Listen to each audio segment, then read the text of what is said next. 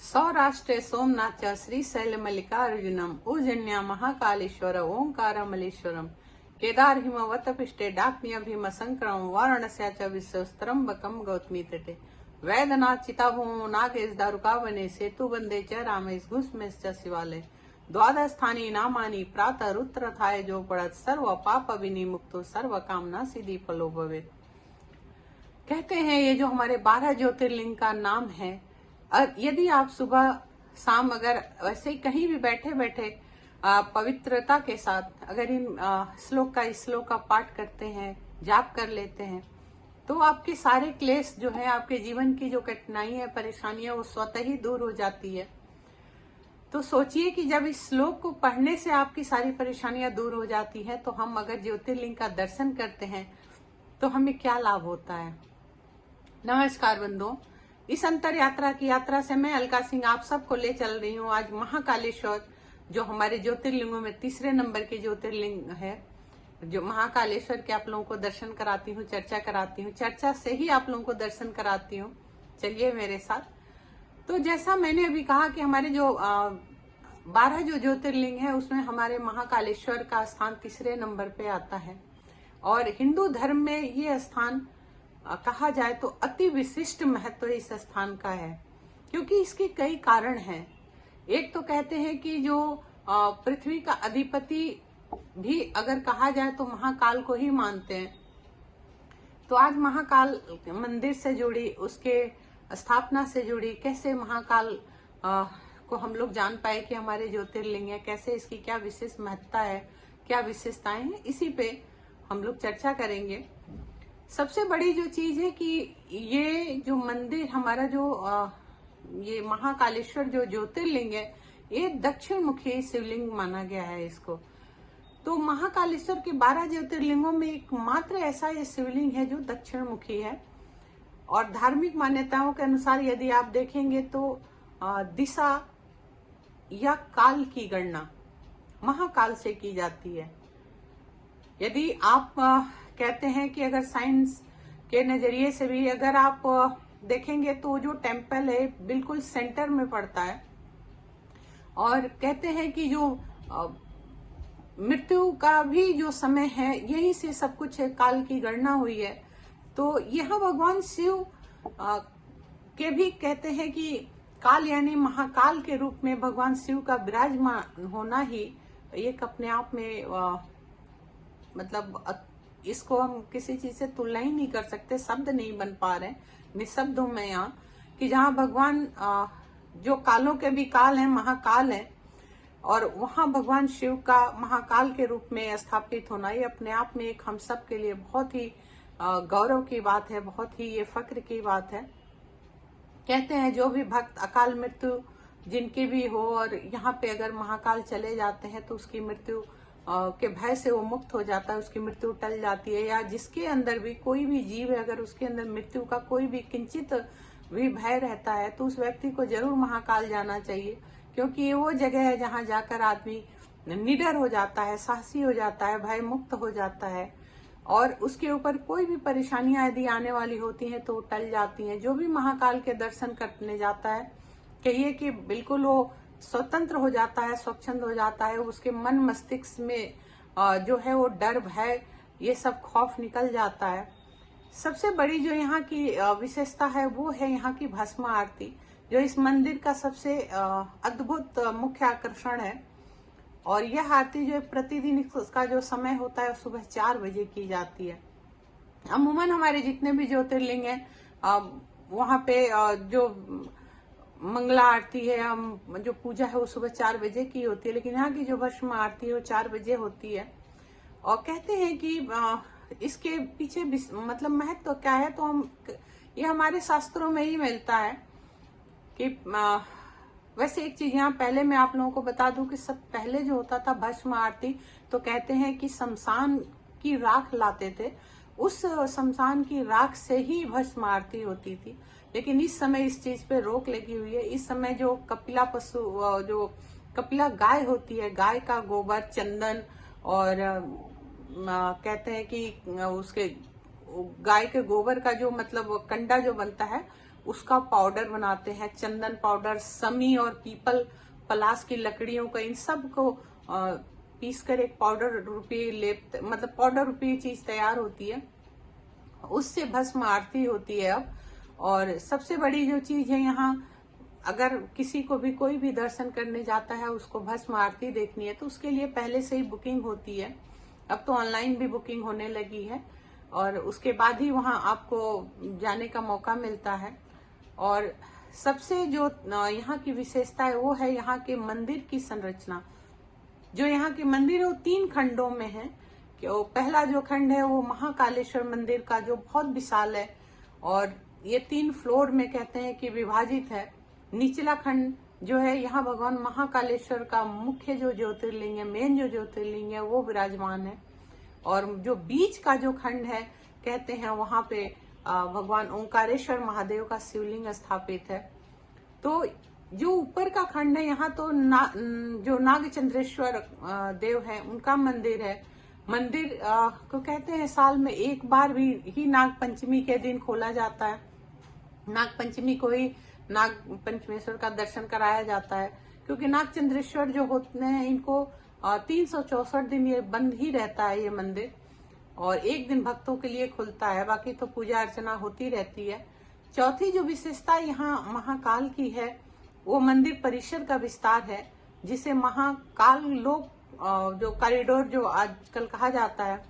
तो ये महाकाल का कॉरिडोर जो है, ये बहुत सुंदर है। ये करीब 900 मीटर से भी ज्यादा लंबा है, और भगवान की शिव की लीलाओं पर आधारित कहते हैं 190 से भी अधिक मूर्तियां हैं, जो बहुत ही सुंदर हैं, बहुत ही नक्काशीदार हैं। बहुत ही सुंदर स्तंभ हैं जिन पे ये नक्काशियां की गई हैं।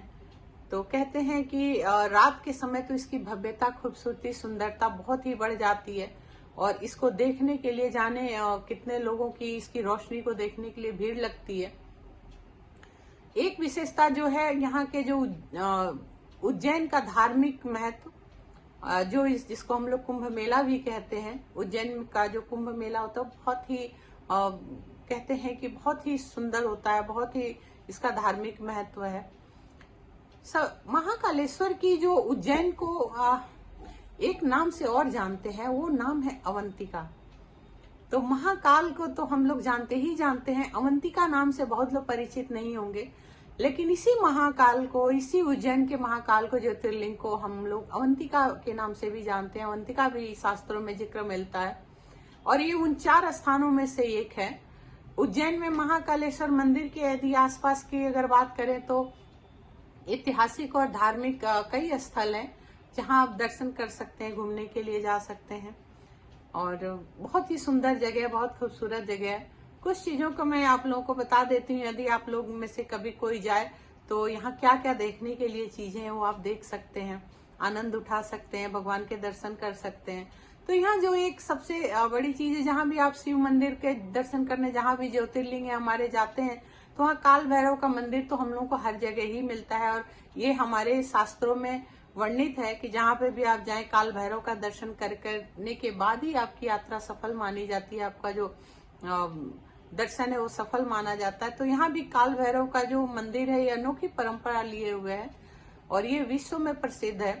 क्योंकि ये मंदिर ही विश्व में प्रसिद्ध है, क्योंकि काल की गणना ही जहाँ से होती है, महाकाल है वो। तो कहते हैं यहाँ काल भैरव के रूप में जो प्रसाद जो दिया जाता है, वो मदिरा कहते हैं शराब को, वो अर्पित की जाती है काल भैरव को। और ये जो काल भैरव जी का मंदिर है, ये महाकाल से करीब 5 किलोमीटर की दूरी पे स्थित है।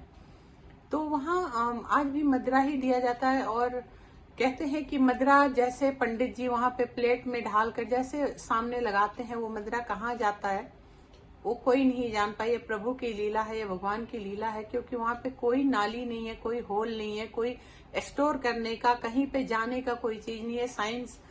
साइंटिस्ट भी इसको रिसर्च कर चुके हैं। तो फिर ये मदिरा जाती कहाँ है, ये कोई नहीं जान पाया। तो कुछ चीजें हमें प्रभु पे छोड़ देनी चाहिए, क्योंकि यही तो हमारा सनातन धर्म है, यही तो हमारे शास्त्र है, यही तो हमारे सनातन धर्म की विशेषता है कि आप हर चीज नहीं जान सकते।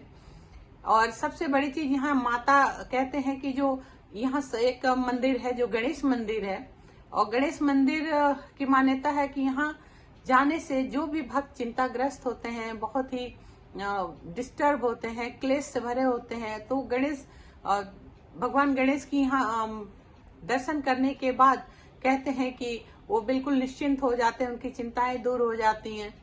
यहाँ भी मंदिर की वास्तुकला और पत्थर के जो खंभे बने हुए हैं बहुत सुंदर है, देखने लायक है।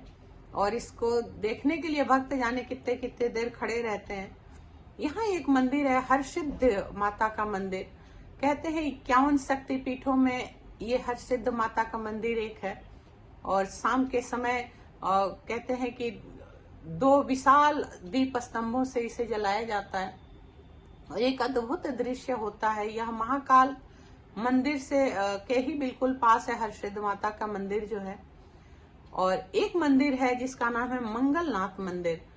तो उज्जैन को कहते हैं मंगल ग्रह की जन्म भूमि भी माना जाता है। जो हमारे 9 ग्रह होते हैं, सूर्य, चंद्र, भौम, बुध, गुरु, शुक्र, शनि, राहु, केतु, तो इसमें जो मंगल देव है उनको भूमि पुत्र कहा जाता है।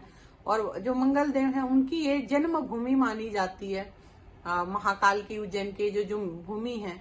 तो यह मंदिर भी मंगल दोष के निवारण के लिए, अगर किसी के जन्म पत्री में किसी तरह का मंगल दोष चल रहा है या कोई मांगलिक है, मंगल दोष से पीड़ित है, उसको जरूर यहाँ जाना चाहिए। और कहते हैं कि यहाँ मंगल दोष खत्म हो जाता है, जाने से उसका निवारण हो जाता है। और ये मंदिर भी जो मंगल देव का मंदिर है, सिप्रा नदी के तट पे है। और सिप्रा नदी के ही तट पे ये जो हमारा महाकाल का मंदिर है, ये सब सिप्रा नदी के ही तट पे है। यहाँ की जो प्रमुख एक और विशेषता आप लोगों को बताऊं तो है संदीपनी आश्रम। ये संदीपनी आश्रम वही आश्रम है जहाँ पे कहते हैं कि भगवान कृष्ण के गुरु थे और ऋषि संदीपन, और वहीं पे बलराम जी ने और भगवान कृष्ण ने, वहीं पे सुदामा जी ने महर्षि संदीपनी जी से शिक्षा ग्रहण की थी। तो इसलिए ये मंदिर भी बहुत विशेष महत्व रखता है। भगवान शिव की विभिन्न लीलाओं के मूर्तियों के माध्यम से दर्शाया गया है। रात के समय जो यहाँ की लाइटिंग होती है, जो यहाँ की खूबसूरती बढ़ाती है, हर चीज पे भगवान शिव की महिमा को दर्शाया गया है। तो ये बहुत ही अद्भुत चीज है, वहाँ पे अद्भुत बनाती है उस जगह को। अद्भुत तो है ही। राम घाट है वहाँ पे, जो सिप्रा नदी के तट पर ही इस सबसे प्राचीन घाट माना जाता है। और शाम के जो सिप्रा आरती जो होती है, सिप्रा नदी की जो आरती होती है, कहते हैं बहुत ही शांतिपूर्ण और आध्यात्मिक अनुभव देती है। तो ये बहुत ही सुंदर जगह है, अगर जाएं तो जरूर वहां जाएं। इस्कॉन मंदिर भी है यहाँ पे, और अपने भव्य कहते हैं संगमरमर की नक्काशी और शांत वातावरण के लिए इस्कॉन मंदिर वहां का माना जाता है।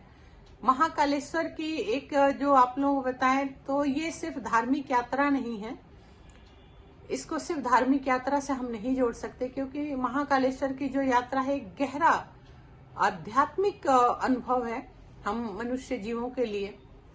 एक बहुत ही गहरा आध्यात्मिक इसका प्रभाव हमारे ऊपर पड़ता है, वहां जाने से, दर्शन करने से पड़ता है।